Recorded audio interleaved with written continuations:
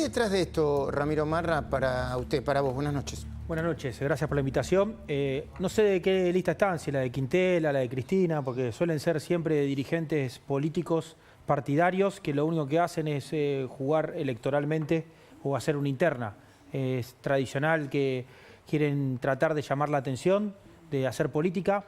La verdad que si quieren seguir haciendo sindicalismo así, les queda poco porque la inflación se está destrozando, entonces no van a discutir más paritarias.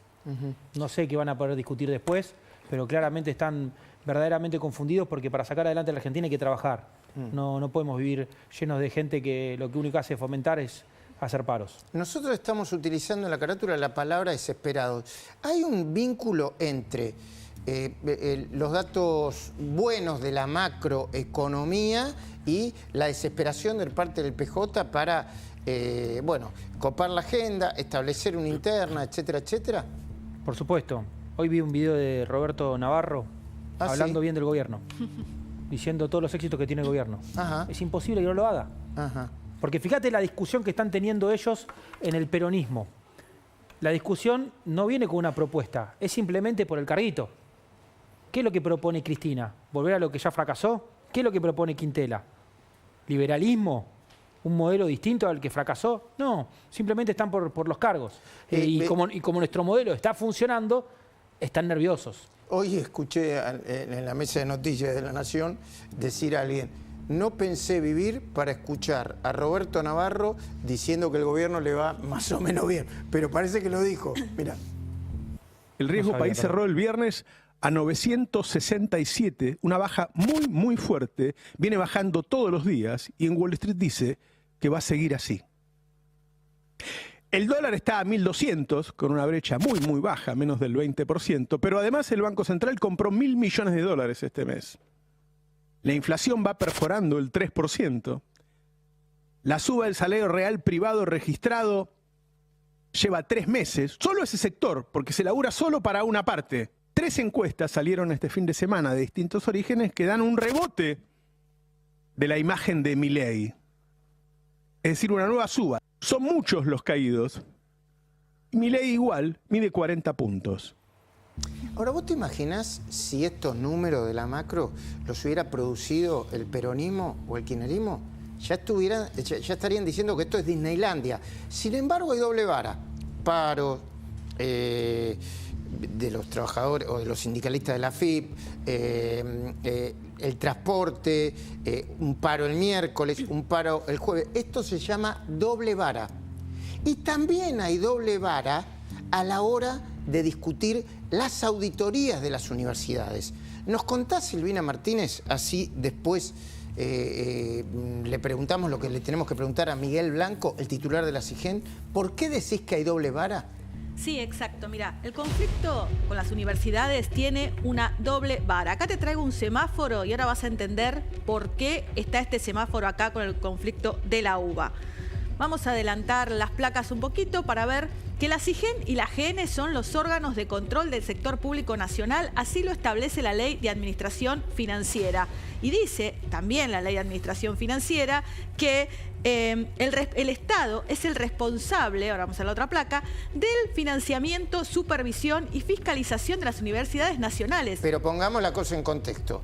La UBA no quiere que la SIGEN la audite.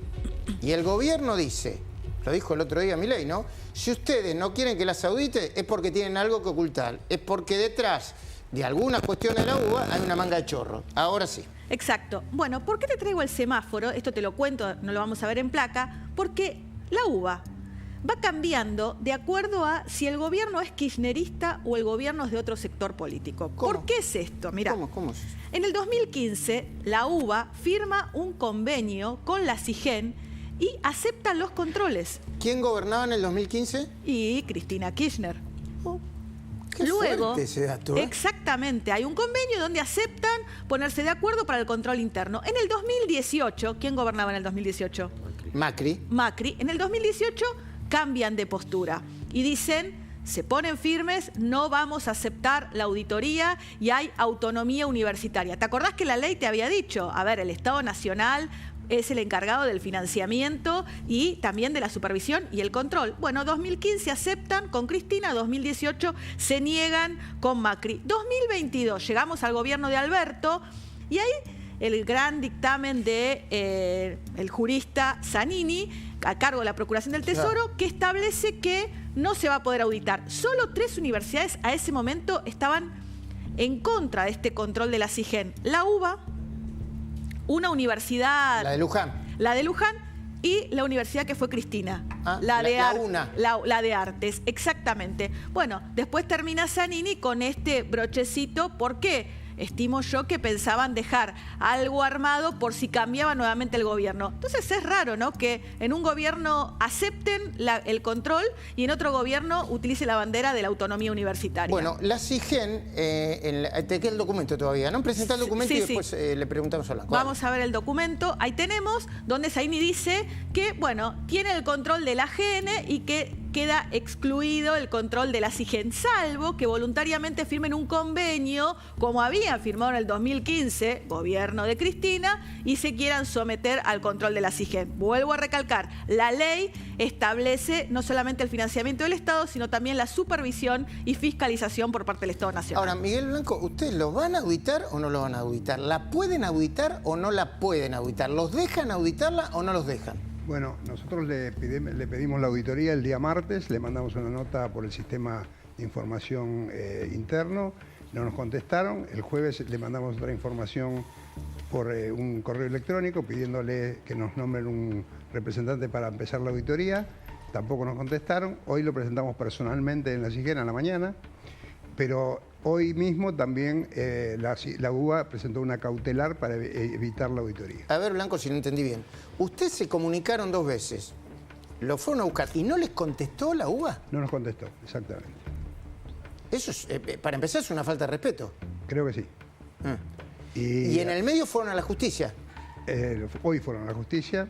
No, primero antes habían ido a la justicia a pedirle a la justicia que de ninguna manera la SIGEN audite a la UBA. Lo hicieron años anteriores, en el año 2011, creo, 2015. Claro. Ustedes se presentaron y hoy ellos presentaron una cautelar. Exactamente. A ver, cuénteme para que entienda la gente. ¿Cuál es ¿en qué estado está todo el conflicto hoy? Bueno, está en ese estado. Ahora seguramente nosotros vamos a presentar una contracautelar mañana a la justicia. Esto va a ir al mismo juzgado seguramente porque es el mismo tema y tendremos que ver qué decide la justicia. Pero lo que yo quiero aclarar es que la autonomía universitaria no está en juego de ninguna manera. Lo que está acá está en juego es la transparencia del uso de los recursos públicos. Y en el caso de la UBA, o sea, recursos que van a las universidades hay de 2 tipos. Los que van a sueldos, docentes y no docentes, y los que van a otras aplicaciones. Los de sueldos no requieren una rendición de cuentas. Los otros sí. Entonces, hay un sistema que... ¿Y qué porcentaje es del gasto, digamos? La parte más importante es sueldos. ¿No? Pero la otra parte, ahora, como lo voy a decir, es muy significativa. Ajá. Para dar una idea, del 2015, del 2015 al 2019, la UBA recibió 5.000 millones de pesos, estamos hablando de cifras históricas, y rindió solamente 4 millones. Ahora, Ramiro Marra, ¿qué es lo que está pasando para que entienda la gente? Están ocultando la información. Si yo fuera un funcionario de la UBA, un miembro de las autoridades de la UBA, lo primero que hago es mostrar la información. Porque ya no es un tema de la SIGEN, la AGN, acá es un tema de la sociedad argentina que estamos pidiendo esto. Esto salió a la luz, estaba tapado, que todos creíamos que era un lugar transparente y nos estamos dando cuenta que la información en términos económicos se esconde. O sea, no estamos juzgando a los docentes, no estamos jugando en nivel educativo de la UBA. Estamos pidiendo información en qué se gasta la plata de todos nosotros. Es algo lógico. Yo no sé por qué no sacan a la luz la información. No es necesario que haya la SIGEN. Va a la SIGEN porque ellos no la muestran.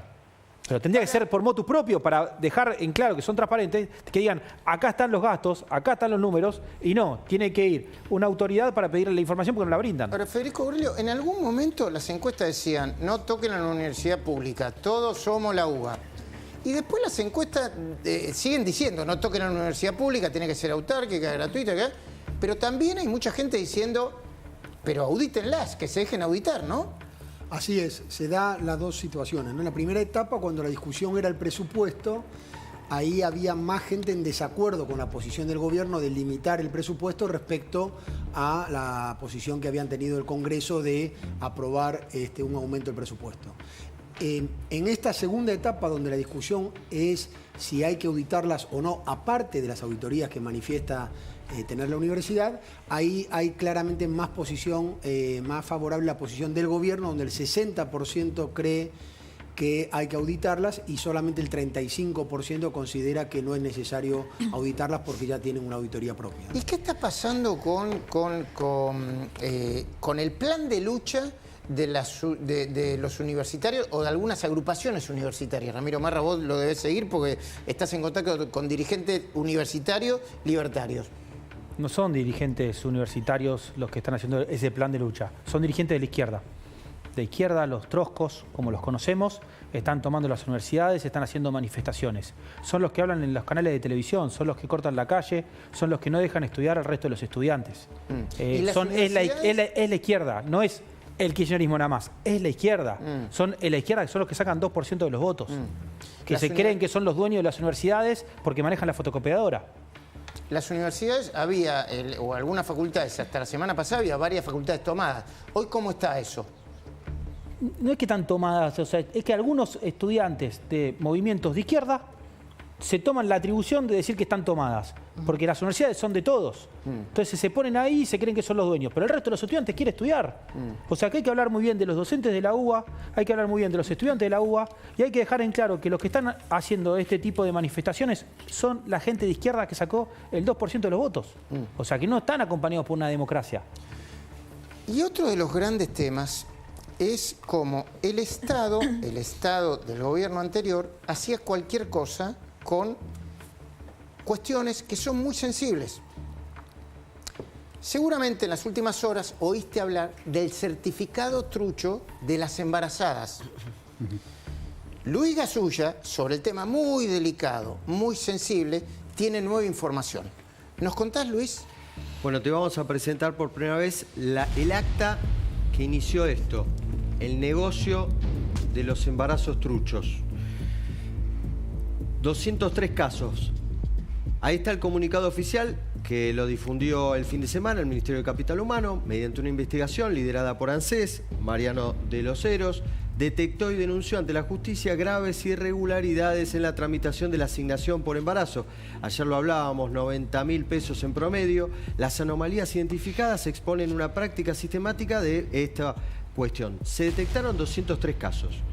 Esto significa, de mínima, 58 millones de pesos, de máximo 166 millones de pesos.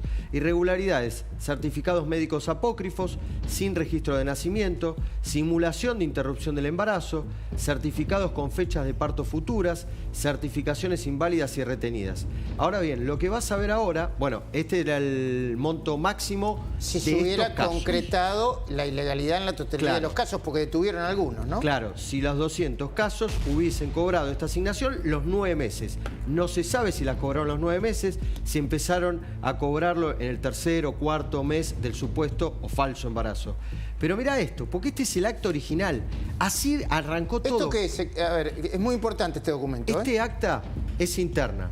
En la unidad de atención de la UDAI de González Catán 2. ¿Qué es la UDAI, de nuevo? UDAI es la oficina donde se hacen los trámites como este para pedir una asignación por embarazo o para pedir o una pensión por invalidez, etcétera, etcétera, en el ANSES o que depende del ANSES. Bueno, esto ocurre y aparece una ciudadana, Juan Manuel de Rosas, número 17.798, Partido de la Matanza, la Dirección General Administrativa y Técnica de la Administración Nacional de la Seguridad Social, el doctor Julio Marino, el director de Asuntos Penales. Se presentan todas estas autoridades ante este hecho que denuncia una empleada que le tapamos el nombre por su seguridad y que había ocurrido el 8 de octubre del 2024.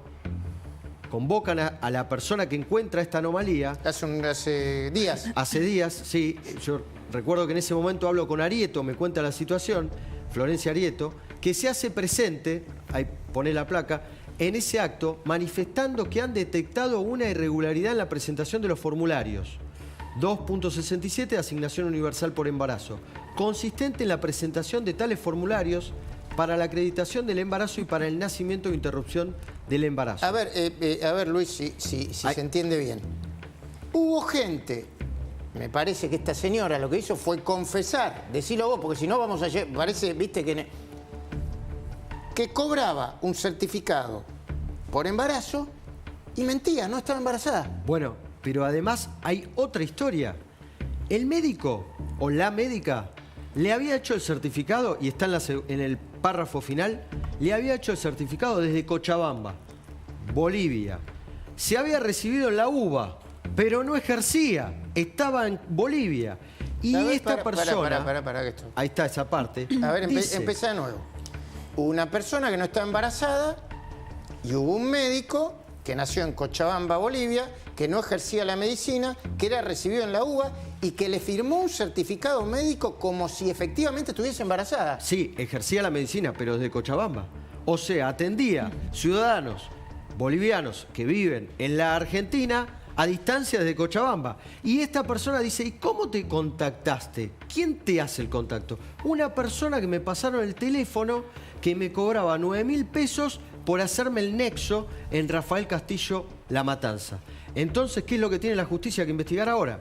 Esto era un modus operandi. Había un nexo que acercaba a ciudadanos flojos de papeles para tener esto. Tenían que aportar un porcentaje, como ocurría con los planes Potenciar Trabajo. ¿De dónde se recaudaba? ¿Qué hacían las UDAI, estas oficinas del ANSES? ¿Y por qué Arieto no lo denuncia en la UDAI? Va directamente a Capital Humano porque desconfían de las autoridades. Claro. Si se sigue recaudando de esta manera. Ahora, ustedes se dan cuenta, ¿no? Muchos se preguntan, muchos no se dieron cuenta que todavía hay un nuevo gobierno y ganó Milei. ¿Por qué ganó Milei? Además de las virtudes que podría llegar a tener, no lo sé. Por este tipo de cosas también. En el medio de la interna del PJ, que están discutiendo cualquier cosa, se explica lo que pasa por este tipo de cosas. Esto aparece en las encuestas, la corrupción y todo lo que implica y la apropiación del Estado, ¿aparece en las encuestas cuantitativas y cualitativas, Federico Aurelio? Absolutamente. Es una de las tres principales razones del acompañamiento de Milei. Es la expectativa de que mejore la situación económica, el cambio que representa respecto a la dirigencia y su lucha contra la corrupción. Y Ramiro Marra, cuando aparecen los números de la macroeconomía, la baja del riesgo país, la baja de inflación, ¿qué les dicen a ustedes cuando mucha gente, economistas, colegas, dicen, che, pero el consumo no aumenta, la economía no crece? ¿Esto no será una engaña pichanga? ¿Qué tienen para decir ustedes? Bueno, si lo escuchamos a Navarro, lo dijo claro, los salarios reales están creciendo y no solamente los del sector formal, también los de los sectores informales. A partir de ahí viene recuperación. Lo primero que tiene que conseguir una persona es tener mayores ingresos y después esos mayores ingresos obviamente van al consumo, que es lo que seguramente vamos a ver en los meses consiguientes. Evolución de las expectativas económicas este cuadro, ¿no? ¿De Aresco, Federico Aurelio? Así es, que fíjense que tiene bastante similitud con la valoración de la gestión del gobierno, ¿no?